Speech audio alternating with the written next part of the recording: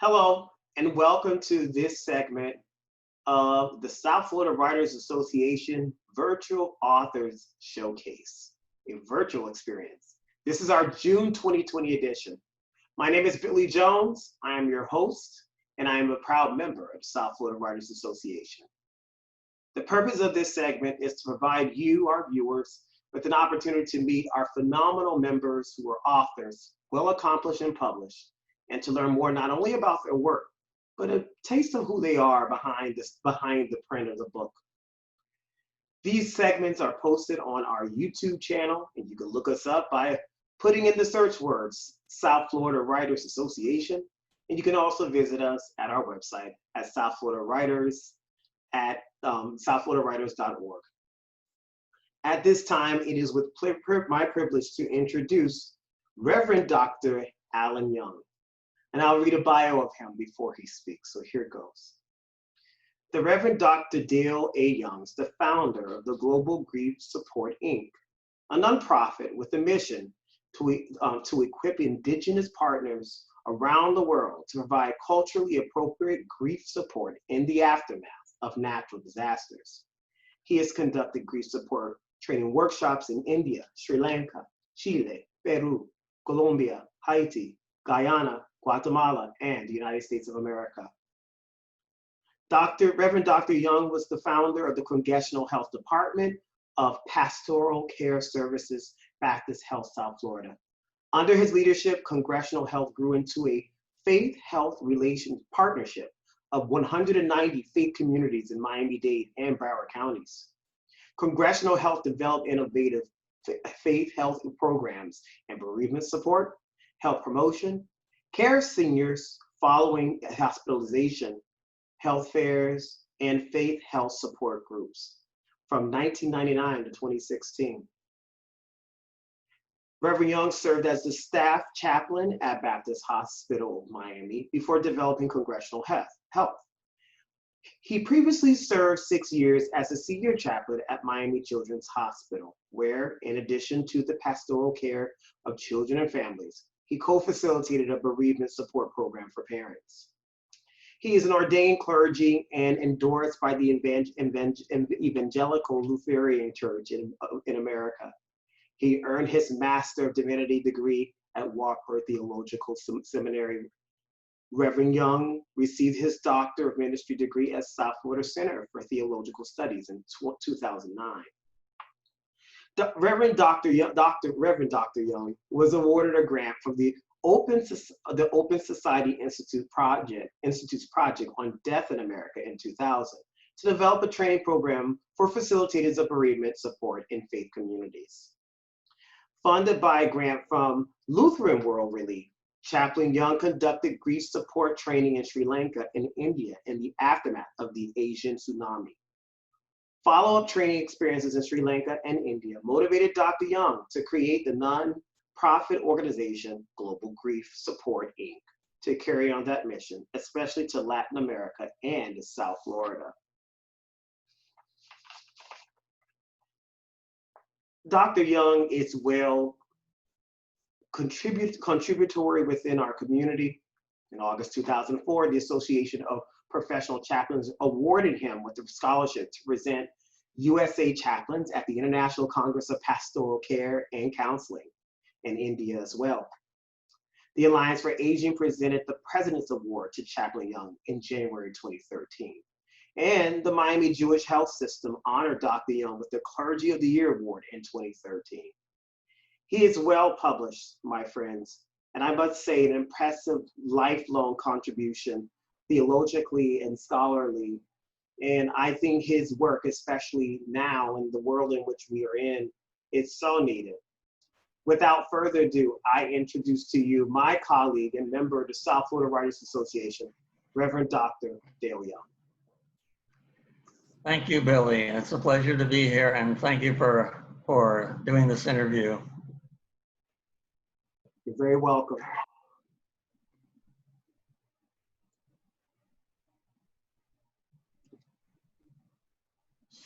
So let me start about introducing the book.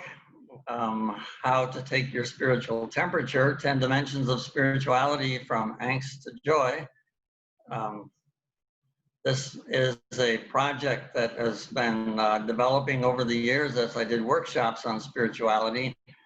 And many of the times I would offer models of other people that do spiritual assessment and that train chaplains and pastoral caregivers in the art of spiritual assessment. But I wasn't really satisfied with all of them, and I decided to create my own model.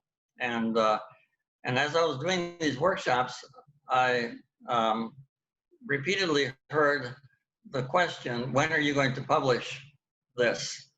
Because I'd like to see more of it, and I'd like to see it in print and take it with them. So let's go to the next slide and we'll illustrate what I'm talking about. I wanted to create a visual of different dimensions of spirituality, because very often we think of spirituality as our relationship with God. It's me and God, and me and God down the road, and this is my life journey, and it's just, that's all it's about, right? But this model illustrates that there's a lot more to it.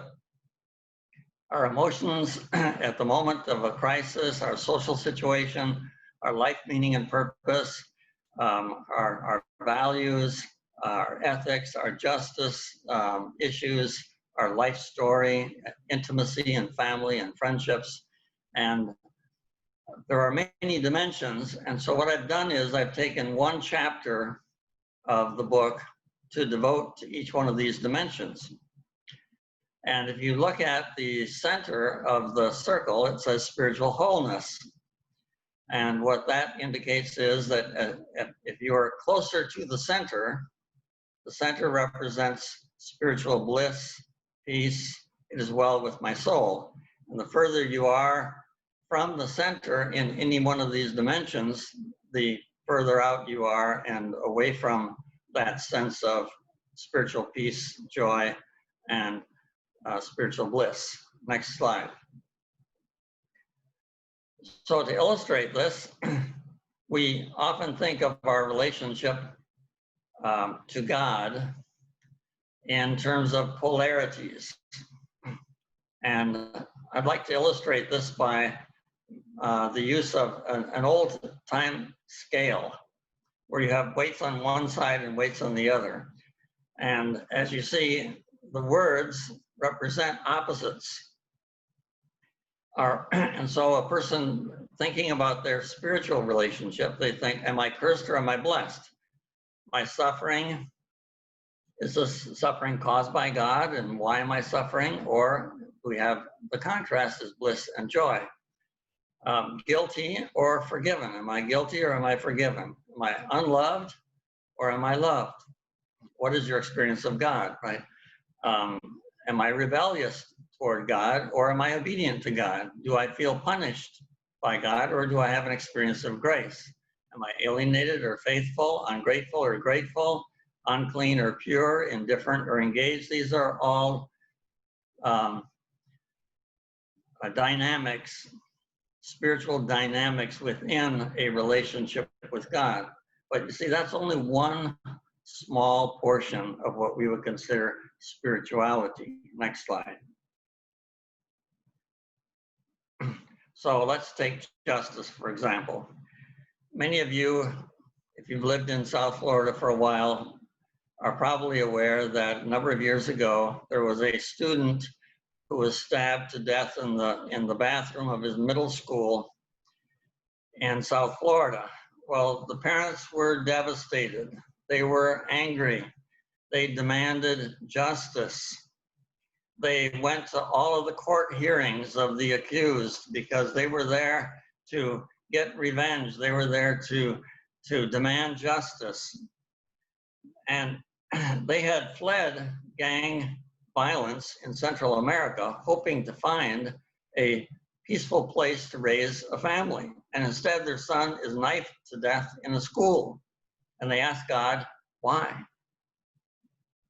They struggle with their Christian value system that calls for forgiveness. How could they forgive someone who killed their son? Well, they began this journey of grief and began to come to terms with their loss and with the spiritual questions. Eventually, they came to one of the workshops that was co-facilitating to train leaders of grief support groups. The couple started their own grief support group in their church and specialized in supporting parents who have lost children to violence. Their anger at the injustice transformed into compassion for other parents with similar losses. So that's an illustration that justice is an important dimension of spirituality. And this reminds me of another story of a visit that I made at the hospital. I walked into a hospital room and I saw this man, young man, whose head was completely covered in bandages except to leave a space for his eyes, nose, and mouth so he could breathe. I thought he was asleep, and so I was turning around to leave, and he spoke up. You know, who are you? And so I introduced myself as a chaplain, and looking at the bandage around his head, I asked the obvious question, "What happened to you?" And he said, "The cops beat me up." And so I took the bait and asked the obvious question, "Well, why did the cops beat you up?" And he said, "It's because I stole a police car." So now in my mind, I was thinking, well, this dude is probably not the brightest kid on the block. What do you expect if you steal a police car? That was what I was thinking, but I didn't say that. I instead asked, why did you steal the police car? And that question led to his story. And he began to describe how his life had been in the last few years. He had become a drug addict, and his life was going further and further downhill until he met his current girlfriend. And he had never been in love before, and he had never really been loved like that before. And that love relationship meant so much to him that he decided that once and for all, he was going to throw off the bondage of the addiction to drugs and find freedom and liberation from the bondage of drugs. So he started doing some research, and he went to one rehab center after the other to consult if he could register and be a part of their program. And he called some and he visited some, and he found that the least expensive program was around $6,000, and there was no way that he could come up with that amount of money. So he was about to give up when he heard through the grapevine that a judge can order a person to a rehab center. And so then he began to question in his mind, now how can I meet a judge so that I can ask him to send me to one of these programs? And he thought, well, to see a judge, he needs to get arrested. And that's when he stole the police car. So you see his story illustrates his struggle with justice issues, right?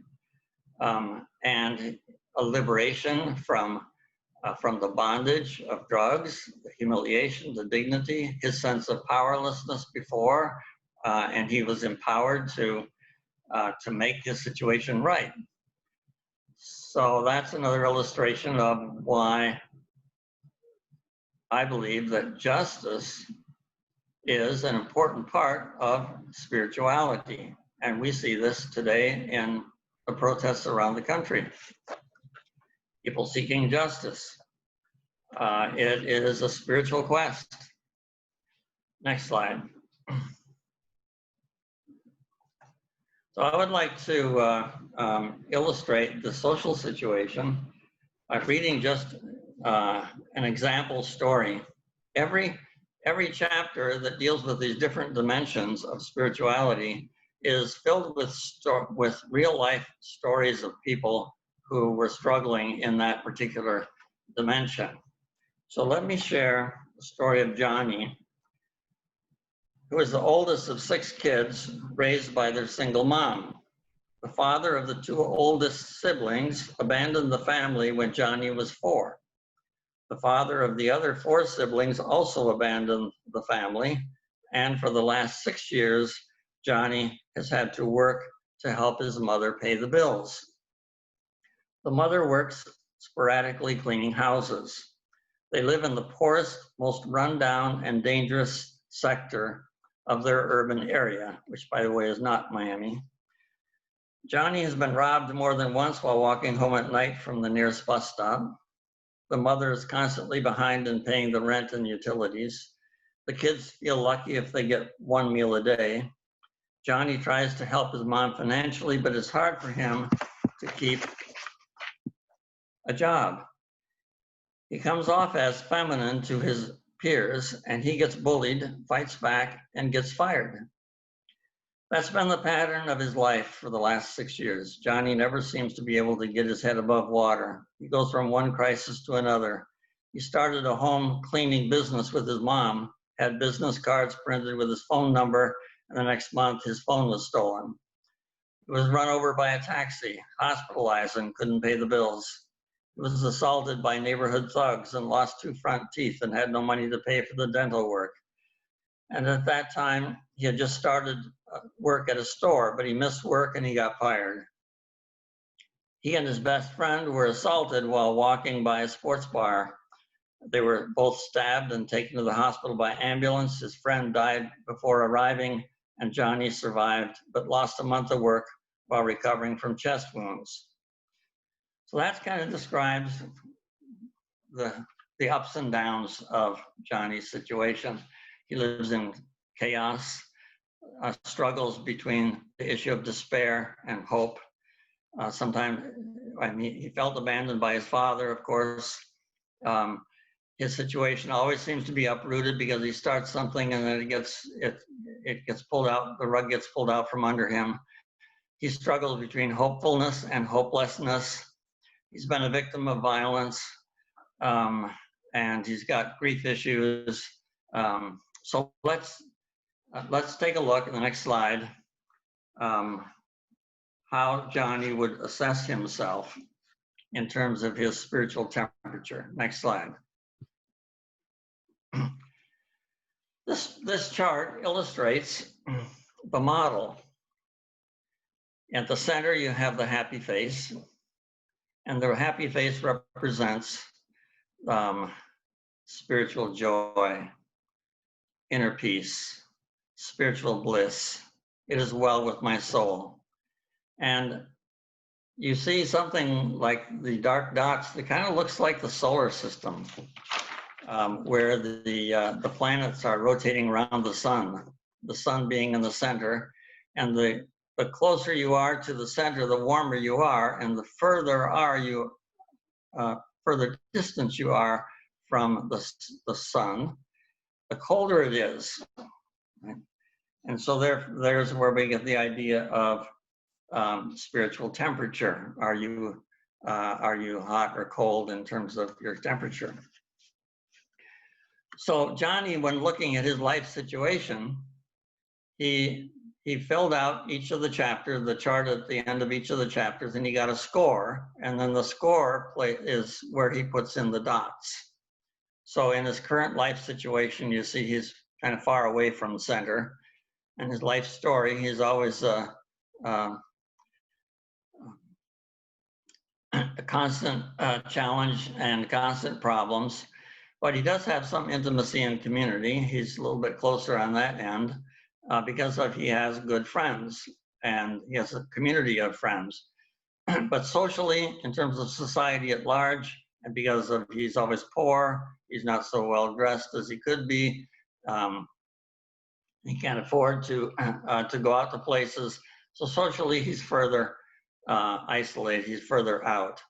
In terms of justice, he's way out there on the fourth line out. That's his experience of getting beaten up by thugs and being rejected and so forth. However, if you look at life, meaning, and purpose, he's very, very close to the center. And what is his life, meaning, and purpose? It is helping out his mom and his family, right? That's his purpose in life. He wants to be able to help his family and keep his family together and support his siblings. So he has a very strong motivation, and he feels very close to the center when it comes to meaning and purpose.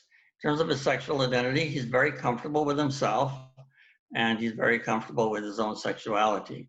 In terms of family, currently he feels very, very close to his family, but he probably put himself there in the middle because he's been abandoned by his father. That's a family issue. And he feels like he fails them because every time he loses a job or something happens and he's not able to provide for them, he feels devastated by that. He's fairly strong in terms of his beliefs and values. He's committed to never steal, even though he had lots of wants. He's committed to not do any violence, right? So his beliefs and values are a little bit closer than far out, and his relationship with God is between hot and cold, let's say. Sometimes he feels that God has abandoned him. Sometimes he feels that God is not there for him. When all these bad things happen to him, and he asks the question, where's God in this? Sometimes God seems to be absent.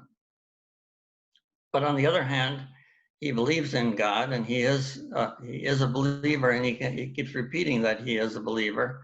And so he hangs on to hope that God will somehow redeem him and rescue him. So that will give him, when we look at his overall chart here, we can see that we have, in a sense, a map of his spirituality. And if he is in a crisis situation, he can look at this and he can decide, like, kind of what to work on in his own spirituality. The strengths are his meaning and purpose, his sexual identity, his intimacy and community. Those are areas where he's strong.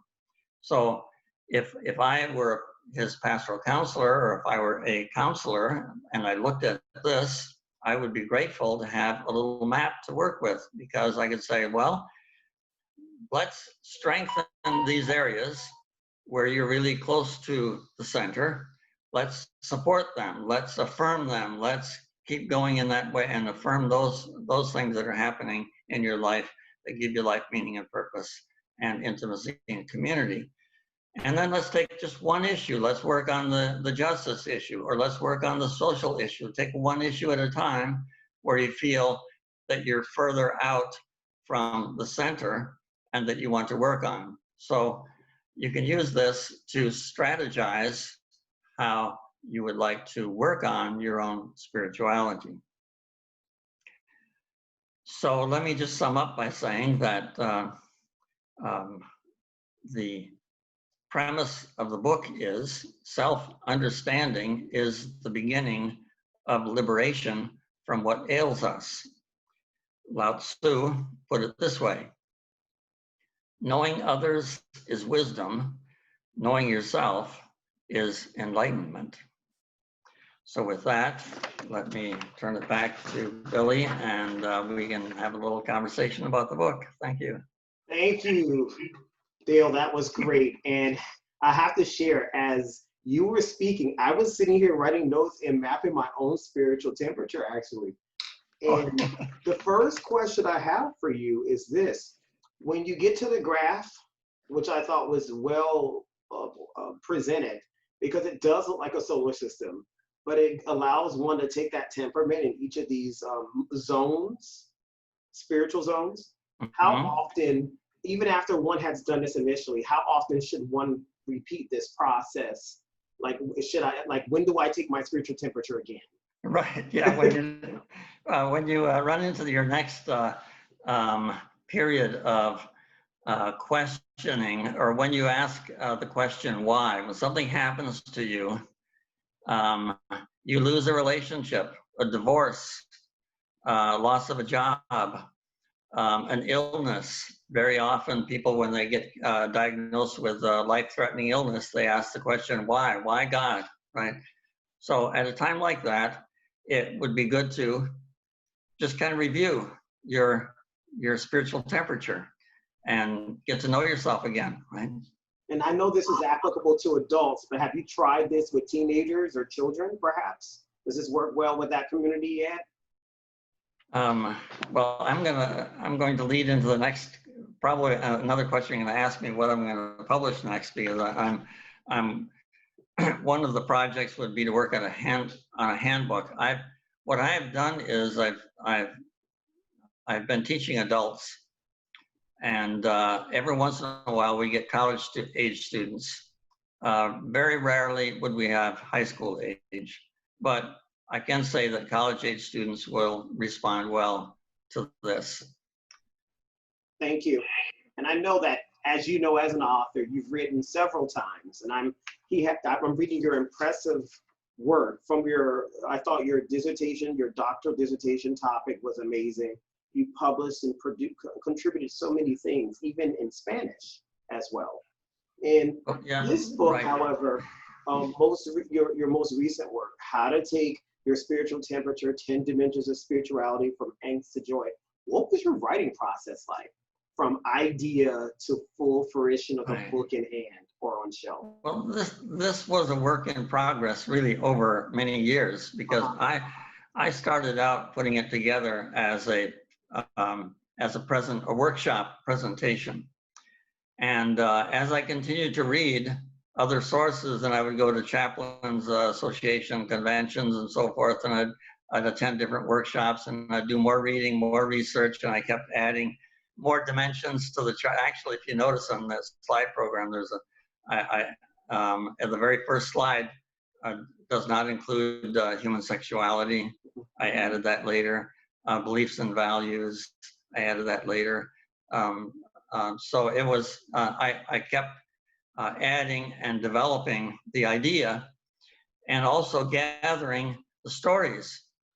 And I found that when I did the workshops, what people were most interested in were the stories. And they illustrate the spiritual dynamic within that particular dimension. So when I got around to writing, I had to organize the stories. I actually created a chart, which story illustrates which dimension the best, right? I had all these stories, and I still have many, many, many more stories waiting for the next book. So, but I then began selecting. So actually writing the book was really not that difficult, because I had the concept, I had the ideas. It was a matter of putting the stories in and creating the charts, and identifying which words. Now on the slide program that we just saw, we just had words from this to that. But if you look at what I really did in the book, there are four possibilities, 4 columns, and each have a numerical score. So as you score yourself on a particular line, then it's a 1, 2, 3, or 4, and then at the end of the chart, you add them all up, you get a score, and then you put that score onto the final chart. So, one of the challenging things for me was getting all the words, the spiritual words. Some of them are emotional words, spiritual.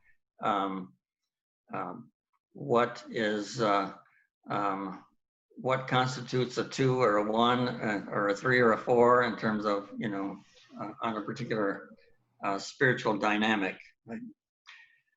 So then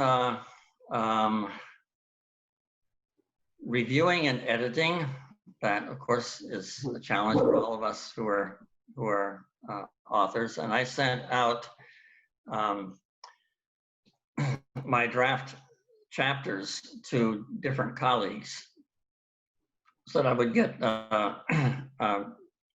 some reactions from them, suggestions, comments, ideas for correcting, and so forth. So that was a process as well. I wanted to get some feedback from colleagues who work in this area, and can they give me some insights on what I'm doing and perhaps some suggestions for improvement. So then I took all of those and then did the final edit, and then of course the grammatical editing is like the final piece. And then there's the format and all the things I didn't know about, right? You have to format for Kindle, you have to format for paper book and paperback and so forth. So that all of that was a challenging learning journey for me. I appreciate your sharing that. As you know, many of our authors, our colleagues, say the same thing. There's like two parts to the book. One is the actual manuscript, creating it. The other part is the business of producing it, from the production side, all of the marketing parts, and just making sure it's a product that ultimately represents fully what you want out in the world as this incredible independent thinking. I thought it was great. And I say as a college professor, I could see using this model so well, even when meeting with students and then sharing with them, well, where are they? Because sometimes when they come to me, I find that they come with many, set of challenges or obstacles that they want to discuss. And this is a great framework for helping individuals first see where they're at, to take the pulse where they're at, and if not the temperament, of course. And then not only that, for anyone who's counseling, definitely a guide to help them shape or frame the conversation and to laser focus on the critical components that are most essential. Because at the end, even though it's interesting, as I'm looking at your model on my second screen here, I noticed that you have the further away you are from the center, and I really appreciate you saying that. The further you are away from the center, the more awareness, if not work, is needed in order to bring you closer, right? And I have a question though. Have you ever, even for yourself or anyone else who may have read the book or have been exposed to it, have you found anyone who had like almost nearly a perfect one on every sphere or level one closest to the center? Or are we always at different stages? That is an excellent question. And I would say that it has to do with knowing yourself and being honest with yourself. I would do some workshops in churches where people who see themselves as very close to God and very spiritual and very, they have it all together and so forth. When they do that, they would rate themselves with a 1 all the way around, right? Because they see themselves as like they've arrived at perfect spirituality or something. However, if we were to dig deeper, we might find that there's some distress. All of us have areas where we're in either distress or despair or anxious, and we find ourselves on the outer edges of the solar system in a sense, right? And one of the reasons that I wrote the book, and one of the motivations was because I learned that some people are not aware of what their own spiritual story is. When I did the research for the baby boomer spirituality, when I did my doctorate, I discovered that many people, if you ask them, what is your spiritual story? They cannot answer that. There's no self-awareness of what their spiritual journey of life is or has been, right?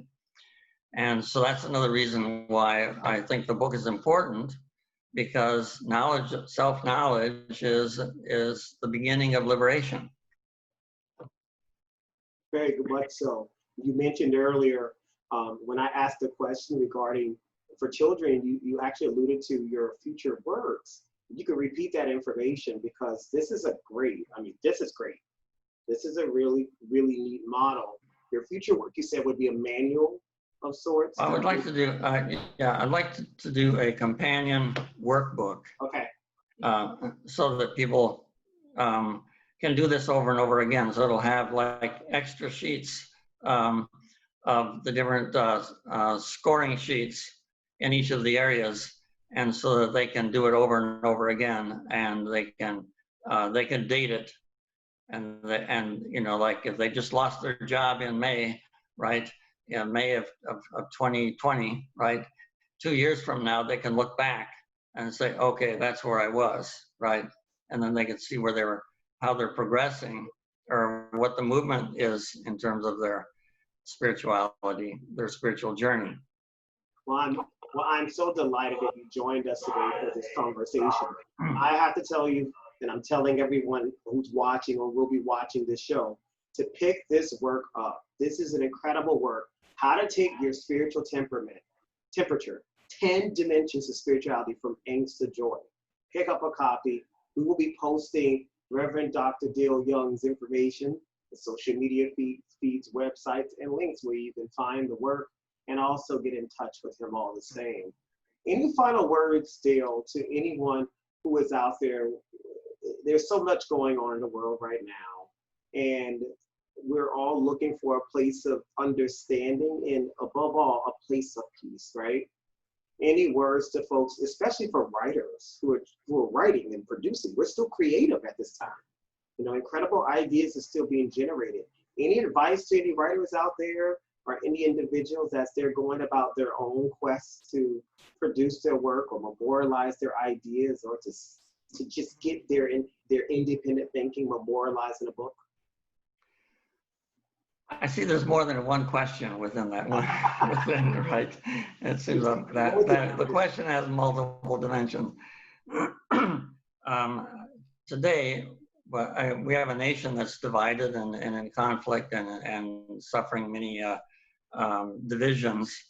And it's probably a good time for us to have some compassion.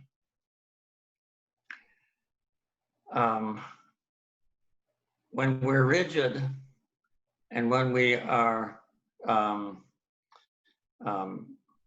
very rigid in our thinking, we tend to think that my way is the right way and everybody else is wrong, right? And if we begin to explore our own spiritual story and what our struggles have been and begin to know ourselves, we can learn to forgive ourselves, to have some patience with ourselves, and be compassionate with ourselves. And the process of doing that makes us actually more compassionate towards others. So the people who are the most compassionate, I believe, are the ones who have done the work, who have explored their own selves, have come to a sense of who they are spiritually, and are able then to reach out with compassion without feeling threatened by somebody who's different than them, or who looks different, or sees the world different from them. Right? So compassion is something that is so urgently needed in our world today, and we don't get that unless we do some personal, internal, inner spiritual work, right? So I don't know about recommendations or suggestions for authors. I would just say, write from your heart and edit later. Love it. And I thank you so much, Dale, for being here. On behalf of the South Florida Writers Association, we appreciate you and recognize you for your hard work. And we'll continue to support you in promoting this video and all of your related connections to this work of your published work on all of our respective feeds as well. Thank you so much, Billy, for doing this. I really appreciate it. And thanks again. You're very welcome. And to those of you who are watching, thank you for supporting the South Florida Writers Association. This is our virtual author showcase. Normally we have this segment live on ground at the Books and Books a location in Pinecrest, Florida. But in the wake of COVID-19, we've had to go and move to remote options for our members, and this has been working so well. And so we salute Reverend Dr. Dale Young and all of our other authors who were brave to support us in providing this framework, if not platform, for sharing their ideas and also sharing their works. So we do hope that you'll pick up a copy and learn and explore the spiritual temperatures that you are experiencing. And if at any time you'd like to get in touch with us, our information is posted below in the YouTube clip, and as well as the contact information for our esteemed author, Reverend Dr. Dale Young. Thank you. Until next time, take care.